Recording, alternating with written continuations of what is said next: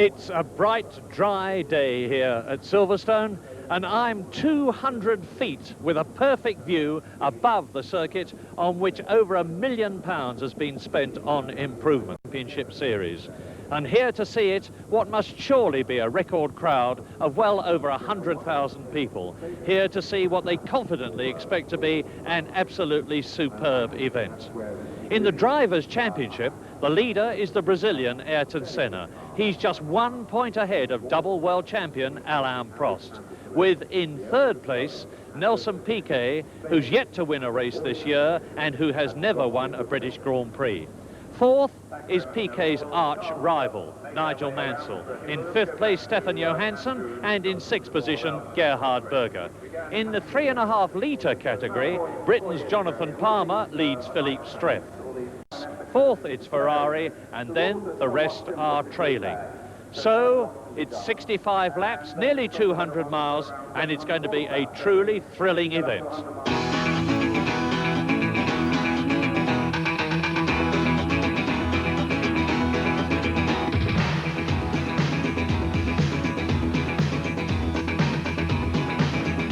Last week I told you about an even more unusual one. The Arrows has got the boost switches and the fire extinguisher switches very close to each other. In France, both Eddie Cheever and Derek Warwick, in turning up the boost, turned on the fire extinguisher. And here is how they did it. But first of all, I have to take off the steering wheel to show you, and that's very easy with a Grand Prix car. There is the boost knob. Here is the fire extinguisher switch. Reach down with all the G-forces and the stress of the moment to turn up the boost, and it's very easy to knock on the fire extinguisher. And that means a lot of cold gas round their backsides and the end of the race.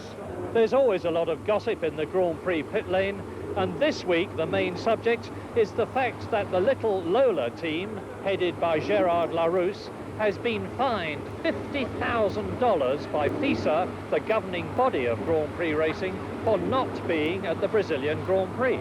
Yes, I'm a little bit bitter because it's our first year in Formula One, and of course we decided to come in Formula One in November. We signed a contract with Lola to make the car on the 15th of December. Yeah. And I think Eric Rodley made a miracle, made a big success to get the car ready in April. But we were not ready for Brazil. If ever you were in any doubt about the dangers of Grand Prix racing, look at this.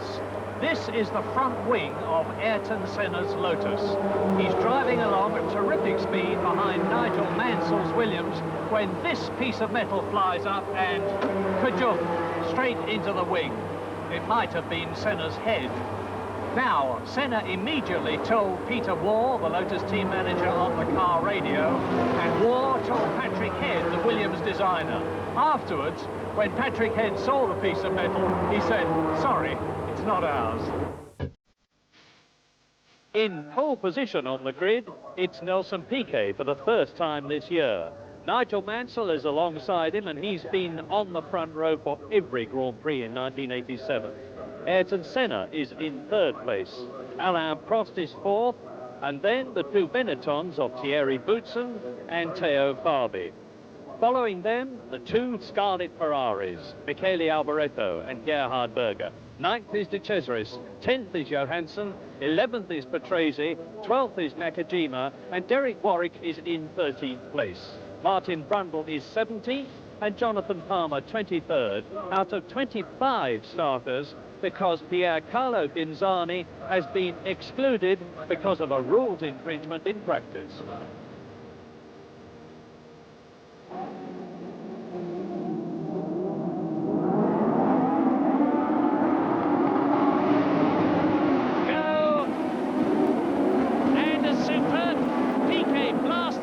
Prost comes up, right alongside Mansell, and Prost leads into Copse. An absolutely meteoric start from the Frenchman.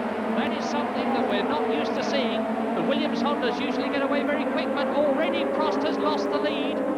A can't tell you which of the Williams it is at the moment, but into the right-hander they go, sweeping round, down to Beckett's, now onto Chapel, and it's going to be down to Stowe at 200 miles an hour. Everybody has got away cleanly and safely, no problems at the first corner, and it's Piquet leading. Mansell coming through to take second position away from Prost, with Senna in fourth place and Thierry Boutsen in the Benetton in fifth place. Fabi is sixth. The lead Ferrari of Alboreto is seventh. Already the positions are changing, and Piquet is starting to pull away a little from... Because they powered, both Williamses powered past Prost on the straight. He made a superb start, won the fight into Copse the first corner, only to be just outpowered from Copse up to Beckett's by Nelson Piquet, and then by Nigel Mansell after Beckett's on the run down to Stowe. So, end of lap one, the two Williamses, to nobody's great surprise, lead the field, and... the power, have they got the fuel economy? They certainly have had in the past, because Piquet is setting a searing pace and Mansell is determined not to lose sight of him. So it's Piquet on lap two, Mansell second, Senna in third position, then Prost, and one of the Ferraris is up behind Thierry Boutsen in fifth position. And he has got ahead of Teo Fabi, and it is Alboreto who's coming through the field. The Ferrari's going notably better as Fabi goes round the right-hander at Stowe there than they have been in the recent past. The little alterations that are being made race by race are benefiting them, and Piquet, coming up to complete 2 laps out of 65, is going to lead across the line with Mansell second, and they're both pulling away. Two Williamses have really built up a very, very big lead for 2 laps. So, coming back to the start, action replay of the start. Now you see Prost on our side of the grid in third place now. He got the power down, but he saw the wheel spin, the tire smoke coming off Mansell's car, and Prost fighting his way past on the outside. And he had to leave his braking very late to get in front of Nelson Piquet. But then, as you see them go through the corner, you'll see Piquet just power past Prost out of the corner. And there you see the power of the Honda engine as Piquet just blasts past Prost on sheer power. And out of the race already, René Arnoux on the Ligier, and this is lap 4. So there is the first retirement as Senna, Prost and Alboreto, third, fourth and fifth, go through the new corner, followed by the Benetton of Boutsen, sixth. And Prost is beginning to look fairly impatient with Ayrton Senna, and he's gone for the inside. That is Capelli in the March, the 3.5 litre normally aspirated March, and we just hope, and he's putting a lot of oil down onto the track. Let's hope he's not putting it on the racing line. So the lead has just gone through, and Prost did it. He made it past Ayrton Senna at Copse Corner. He'll be anxious to stay in front. He'll be hoping that Senna doesn't hit his boost button to turn it up to get back past him, because the big concern there that Alboreto is pressing at Prost. The important thing now is to be able to see if Prost can at least contain the way the Williams cars are pulling away. The gap is some 5 seconds from Mansell to Prost. Now, we were trying to find out what happened to Gerhard Berger in the second Ferrari, because we never saw him on our lap chart or on the leaderboard, but apparently he parked just before the bridge, presumably on the first lap, because we never really saw him early in the race, so he was one of the early retirements. That is Philippe Alliot, the unfortunate Frenchman who has failed to finish in his Lola in race after race. And look at that, the turbo fire already. And it is Andrea De Cesaris, who had exactly on the scene, flew perfectly trained, and their execution is immaculate. And the unfortunate Andrea De Cesaris has yet another retirement to add to the 5 that he has already had. Now we are on lap 11. Piquet in the lead, Mansell second. Here coming towards us is Alain Prost in third place, lapping Fabre. In fourth place it is Ayrton Senna. So it's Williams leading, Williams second, McLaren third and Lotus fourth. Fifth is Michele Alboreto, who is less than a second behind Senna. Sixth is Stefan Johansson, going well and a man to watch in this race. Seventh is Thierry Boutsen. Eighth, superbly, is Nakajima, who's finished twice in the points already this year. Ninth is Derek Warwick, going well. 10th is teammate Eddie Cheever. 11th is Riccardo Patrese. 12th is Fabi. 13th now is Martin Brundle in 14th place, and this is incredible, is Alex Caffey in the Osella, which has failed him in race after race, notwithstanding the fact that he's shown himself to be, in his first full year of Grand Prix racing, an excellent driver. 15th is Campos. 16th is Jonathan Palmer, who of course is now leading the 3.5 litre category, ahead of his teammate Streff, who is 17th. Jonathan Palmer, incidentally, although not featuring on the leaderboard, of course, with a 3.5 litre engine, was very impressive in practice, really throwing his Tyrrell around, and it would be nice at some stage to see him in a really competitive Grand Prix car.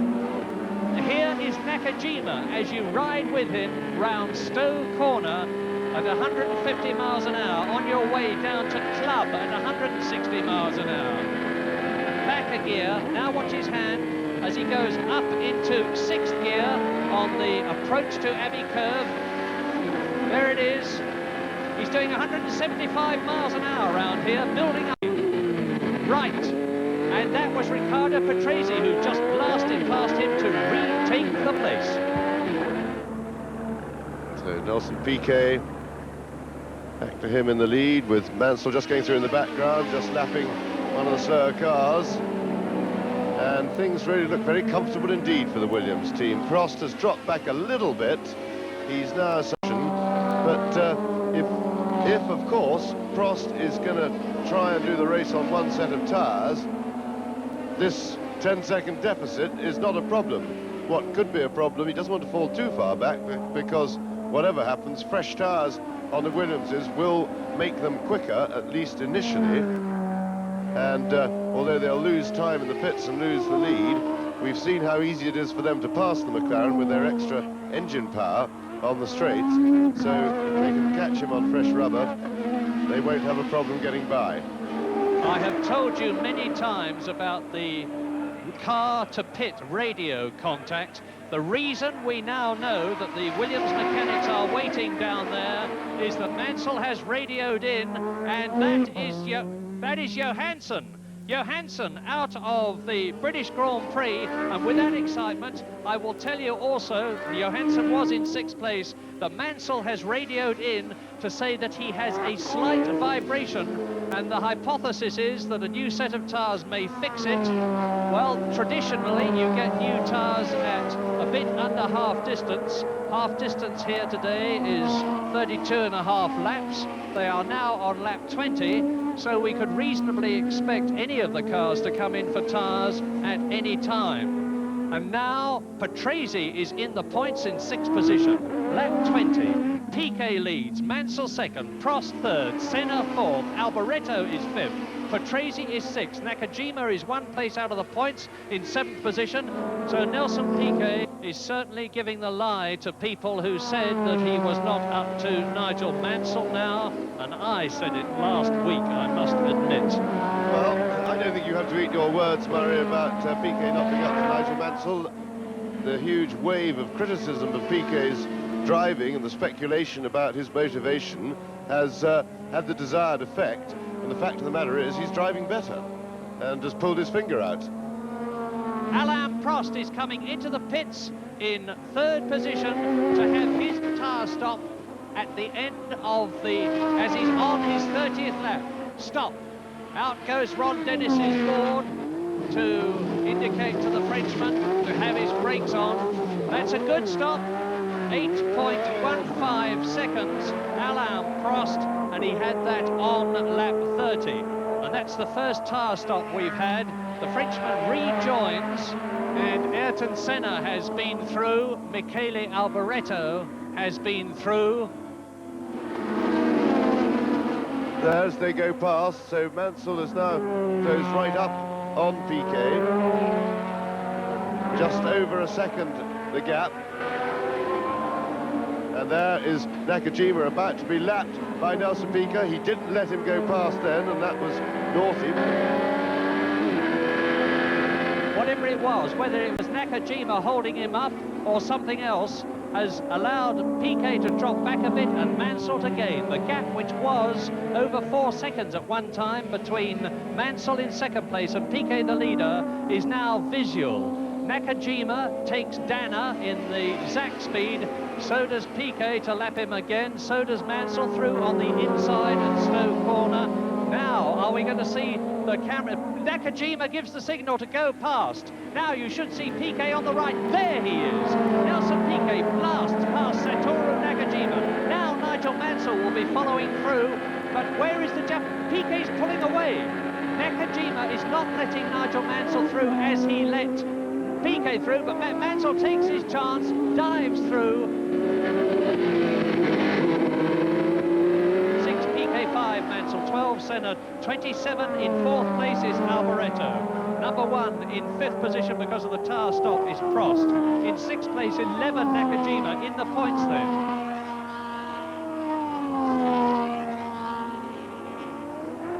And there is Cafe out. And Senna is some 7 seconds or so ahead of Alain Prost, who has had his tyre stop in 4th position. That should put him in good stead if the others in front of him have to stop. Mansell. I keep on watching Mansell to see if he's in. He's coming in. Nigel Mansell is coming in at the end of the 35th lap to change tyres. And it's going to be critical, his time compared with that of Nelson Piquet, if the Brazilian subsequently decides to stop for tyres. Prost's stop was 8.1 seconds. He's the main contender who's been in. The front's on very quickly indeed. And it's just under 10 seconds for Nigel Mansell. Call it 9.5 in round 35. So Prost came in on lap 30, Mansell came in on lap 35, Nelson Piquet leading. Mansell has made his stop and got away in 2nd place without losing that position. There is the Ferrari pit, all ready to bring Alboreto in for his tyre change. There is Nigel Mansell. He's 28 seconds behind Nelson Piquet, but of course that'll come right down when Piquet makes his tyre stop.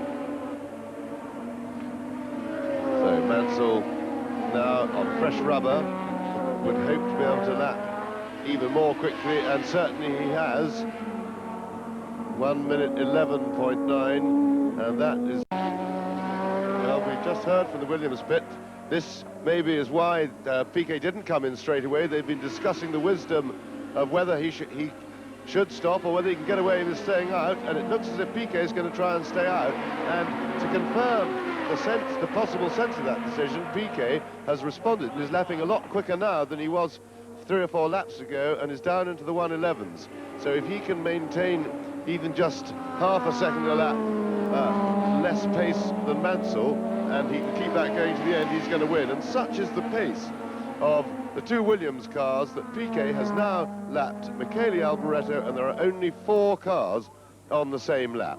Now, here's Piquet, and the pit board is going out again. There it is, the Brazilian flag. Tyres okay, laps 22, and that means 22 laps to go. So, with the pit sign and the radio and his feel of the car, Nelson Piquet can make his own decision. Still 23.4, so just over a second a lap. Nigel Mansell has got to find to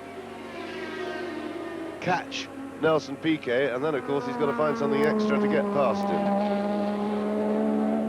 Here is Senna, the Brazilian, in 3rd position, 45 seconds now behind Nelson Piquet, and 13 seconds ahead of Alain Prost, 4th, with Alboreto 5th, and he's been lapped now. Nakajima 6th in the points again. The Japanese driver showing that where he's got the experience, he can use it well. In 7th position, it's still Derek Warwick going strong, as is Eddie Cheever 8th. Bootson is 9th and Farby is 10th, so both the Benettons are running. As Nigel Mansell chasing in 2nd place in the British Grand Prix, which he won at Brands Hatch last year, goes through to complete another lap. And we have a battle behind, and here is Alain Prost, who is chasing Ayrton Senna. He's some 12 seconds behind Senna. Remember, he dropped behind him when he went in for tyres. Senna has not been in for tyres, and I would think by this stage of the race is not intending to go in for tyres, as he did in Detroit, or rather didn't do. He didn't stop for tyres there. And Prost is catching him slowly, gently, so it looks as if we're going to have a possible battle for 1-2, with Mansell still closing in on Piquet, although maybe not fast enough to catch him by the end, unless Piquet's what will be very worn tyres by the end of the race start to lose grip too much. And Mansell yet again dropping the lap record right down now, under 1 minute 11, 1 minute 10.9, and the gap is still 20 seconds because Piquet is responding, but Prost is chasing. Out of the race is coming Cheever, who was in, I spoke a bit too soon, he was in 8th position behind Derek Warwick, and now he's limping into the pits. There is Eddie Cheever. He came off the course a little while back with a great plume of smoke coming out of his engine, and he's now touring in, obviously, to retire. And Mansell isn't far off schedule to catch Nelson. There are 18 laps to go, and he's 18 seconds behind him. So he's on schedule to catch him just about on the last lap, as things go at the moment. And Nigel really charging with his chase. Into the pits comes Michele Alboreto. They've been waiting for him for some time. So Michele Alboreto, then, the Italian in the Ferrari, was in 5th position. Now let's see how good the Ferrari pit stop is. The fastest that we have had so far was Alain Prost in 8.1 seconds. The Ferrari people have done some very quick stops, but there's trouble at the right rear, at the back, and that's a bad one. Michele Alboreto, 11.4 seconds. Now he sprints out of the pit lane, having completed 48 laps. And we are on lap 49 then, with 16 laps to go, including the one that they are on. Leading Piquet, who is now only 17 seconds ahead of Mansell. Yes, and Mansell is really starting to catch Piquet fast now. He's reeling him in faster than the schedule required. The gap is now under 17 seconds, and another very, very fast lap indeed for Mansell. He's now lapping over a second a lap quicker than Nelson Piquet. So Mansell is now beginning to look as if he's going to be able to catch Piquet. Martin Brundle in the pits, and he's been there for a long, long time. There's a major problem, obviously, with the Zach speed.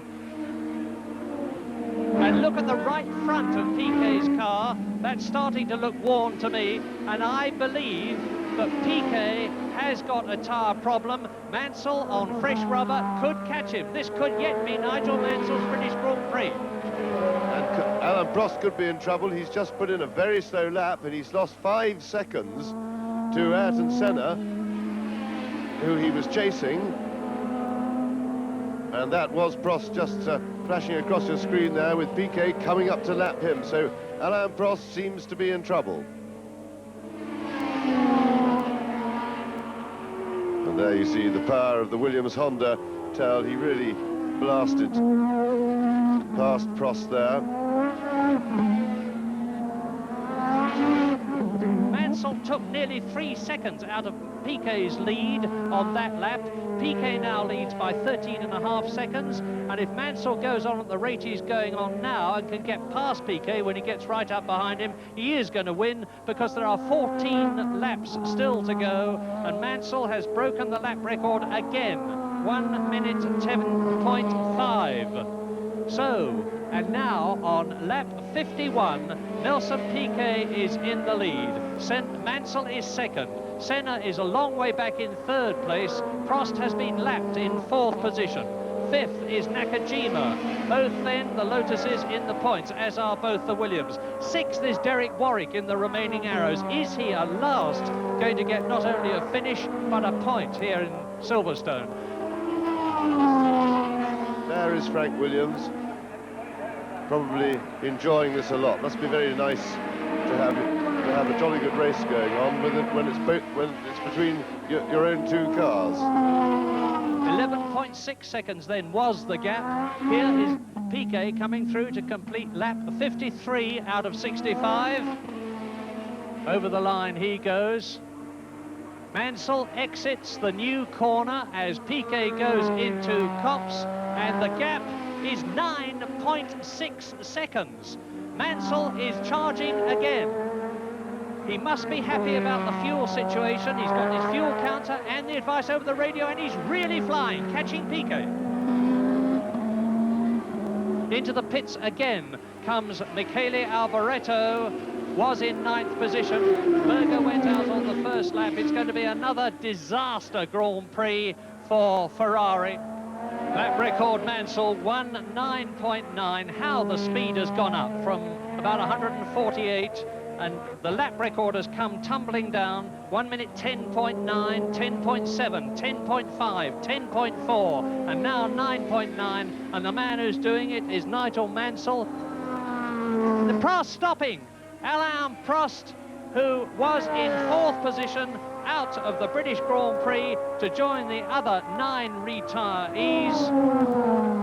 And that means to say that with Prost out of the running, up to 4th place comes the incredible Nakajima behind his teammate Ayrton Senna. To 5th comes Warwick, to 6th comes Farby, to 7th will come Boutsen, because Alboreto is dropping back all the time and I think is effectively out of the race. I've got Piquet over the line. There he goes.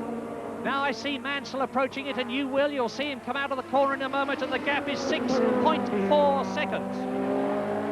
Well, with all this excitement going on up front, let us not forget the race for the normally aspirated cars going on behind.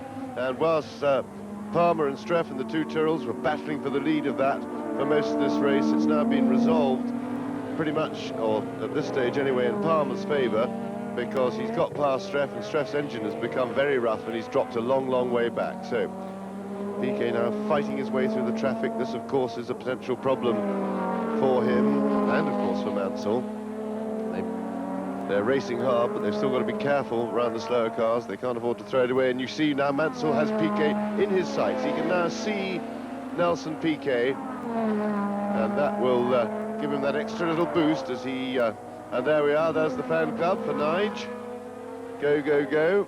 And the gap between Piquet and Mansell now is 3.9 seconds. It's less, look.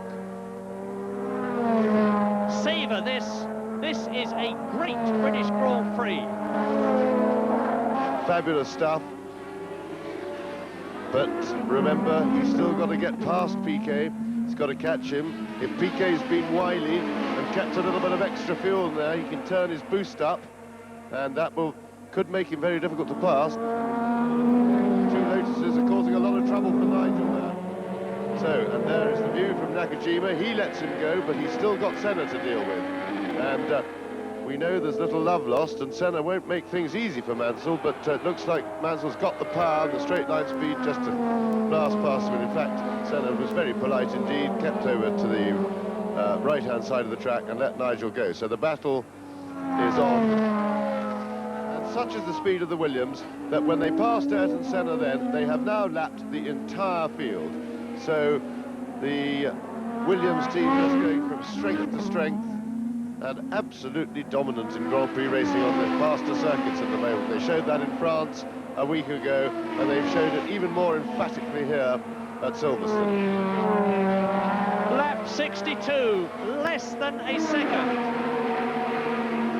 Yes, Frank Williams there, and Greg Norman. Greg, of course, pitching for his friend and fellow golfer Nigel Mansell, number 5. There he is. It's certainly less than 0.8 of a second now as they go down the Hanger Straight. And Mansell is now going to harry Nelson Piquet with 3 laps to go, including the one that they are on. to find his opportunity to surge past, and if he does, it will be to win his third successive Grand Prix in Britain. The European in 85, the British in 86, and the British in 87. If that happens, and look at the crowd.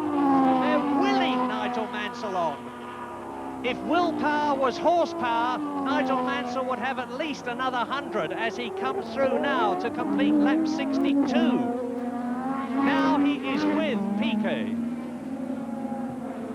This is now where Nelson Piquet will have to call on all his experience. Mansell, as we say, with superior grip, there's nothing Piquet can do about that, but if he saved up a little bit of fuel, he's still the man in front, and that is the dominant position, but Mansell is really on a high, and the crowd, of course, you can see them waving and cheering in the background, and that is definitely worth something. Just that little bit of atmosphere puts you on a bit of an extra high, a bit of an extra charge, and this is where Mansell will be looking to challenge.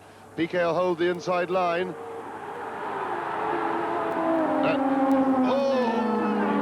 And Mansell is through. Tremendous driving by Nigel, but that really was a bad mistake by Piquet to go back to the other side of the track. He just opened the door again for Nigel Mansell. He really should have held the right-hand side of the track and made Nigel go around the outside. And so Nigel Mansell looks as if he's sewn up the British Grand Prix. And he's done it from 25 seconds back. He's fought back. He's recovered those 25 seconds, and as he did in France, he has just driven straight past Nelson Piquet on the inside.